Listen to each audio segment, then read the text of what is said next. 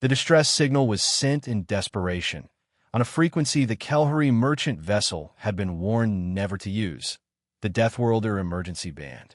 Captain Yilex knew the stories. Humans who answered these calls weren't rescuers. They were revenge incarnate. But with scourge slavers cutting through their hull and 30 younglings aboard, Yilex had no choice. "Forgive us," she whispered, activating the beacon. "We call the monsters to fight monsters." The signal reached Earth's Titan station in 4.7 seconds. In 4.8 seconds, every alarm in the Sol system screamed to life.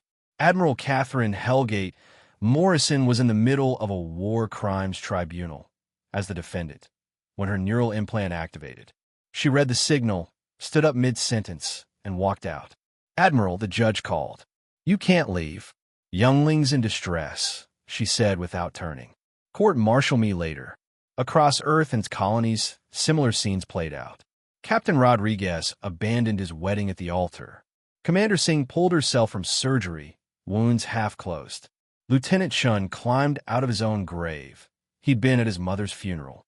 They all headed for the same place, Hangar 666, where humanity kept the ships they pretended didn't exist. The Dreadnought HSS proportional response wasn't just a ship. It was humanity's collective rage given form. 3 kilometers of weaponized fury, built from the salvaged remains of every vessel that had ever carried human children when destroyed. Its AI was programmed with one directive: protect the innocent, annihilate the guilty. But proportional response didn't launch alone. Excessive force, overkill, war crime, Geneva suggestion, collateral damage, and friendly fire powered up simultaneously. Each dreadnought was staffed by humans who'd lost children. They weren't military anymore. They were something worse. Parents with nothing left to lose and the firepower of small nations. The Scourge Captain Krieg was dragging Kelhari younglings to slave pens when space itself seemed to scream in rage. 7 dreadnoughts didn't exit hyperspace. They punched through it, leaving reality bleeding in their wake. Morrison's face appeared on every screen in the system, her scarred features twisted in a smile that promised nothing good. "Scourge vessels, I'm Admiral Morrison of the Deathworlder Response Fleet. You have younglings aboard. Release them. This is your only, actually no warnings. You touch kids." She cut the transmission and turned to her crew. "Ladies and gentlemen, weapons free. Sherman Protocol authorized." Admiral, her weapons officer, himself a father who'd lost his daughter to slavers, asked, "What's the Sherman Protocol?" Morrison's smile widened. "We make their existence so horrific that their entire species uses it as a cautionary tale for 10,000 years. The dreadnoughts opened fire with weapons that shouldn't exist. Entropy cannons that aged sections of ships 10 million years in seconds. Molecular disruption beams that turned matter into screaming energy. Probability weapons that made it statistically impossible for the target to have ever existed. But they were careful. Surgical.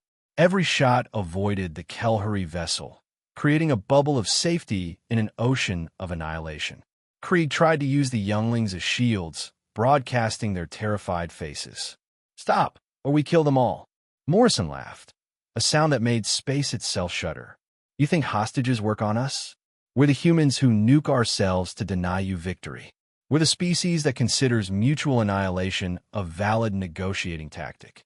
The war crime teleported boarding parties directly into Scourge ships, not onto them, into them.